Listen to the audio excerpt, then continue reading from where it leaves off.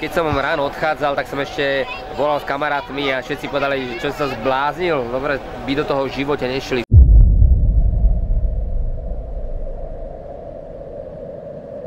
Všetci nás vyprevádzali krížikom na čelo a lúčili sa s nami.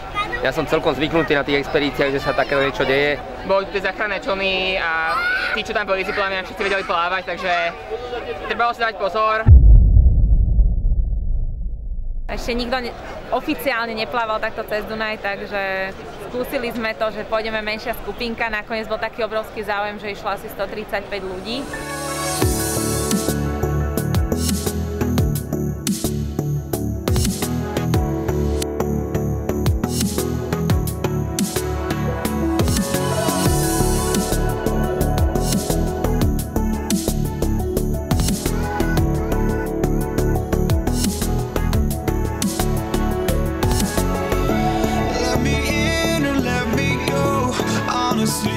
Vidíte, ako to pozitívne vplýva otužovanie a zimné plávanie na nás všetkých.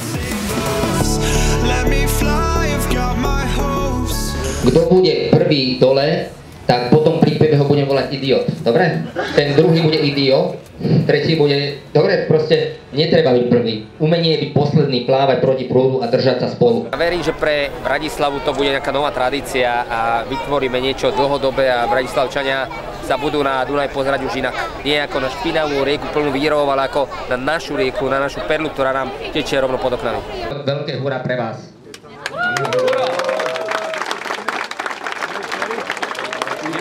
Ten prúd nás aj tak rozdelí, ale treba sa o to snažiť. Plávanie nemôže byť priamo k cieľu, ale musíte plávať takto. Takto je os Dunaja, čiže musíte asi pod 30 stupňovým uhlom plávať proti. Áno?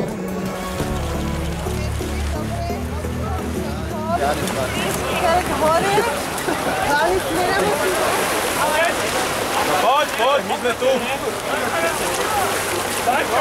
Haló! Bež!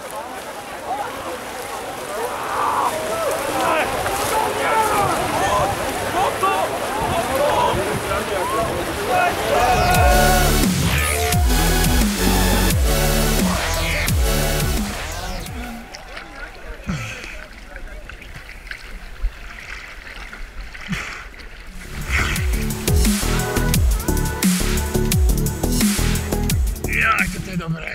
To je kurva dobré. V tej vode nebola zima, pretože sme mali neopreny, naozaj to ochraňovalo, takže sa držalo nad hladinou, takže to ani tak dobrí plavci zvládnu tiež. Podľa mňa to bol super zažitok a o rok určite zase. Hovorí sa, že Dunaj je nebezpečný, ale nie sú tu. Ten úsek, ktorý sme plávali, nie sú tam žiadne víry. Záchranári to mali podchytené. Potom, ako som plával na Antarktíde, rôzne rieka v Indii, v Číne, v Indonézii, tak toto bola výzva Dunaj dať, ale bolo to naozaj, že s prstom v nose musím povedať, pre človeka, čo trošku športuje, tak dá to každý, takže odporúčam každému, pridajte sa budúci rok.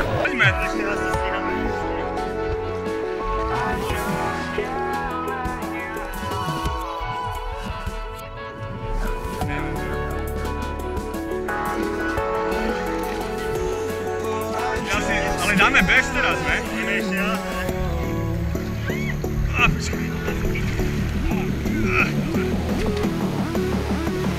No ide. Ja verím, že z toho bude tradícia a že sa o rok stretneme viacerí a že sa stretneme o 50 rokov a proste robíme to kvôli tomu, aby nám Dunaj viac prirastol k srdcu, aby sme videli, že je toto krásne. Toto miesto milujem.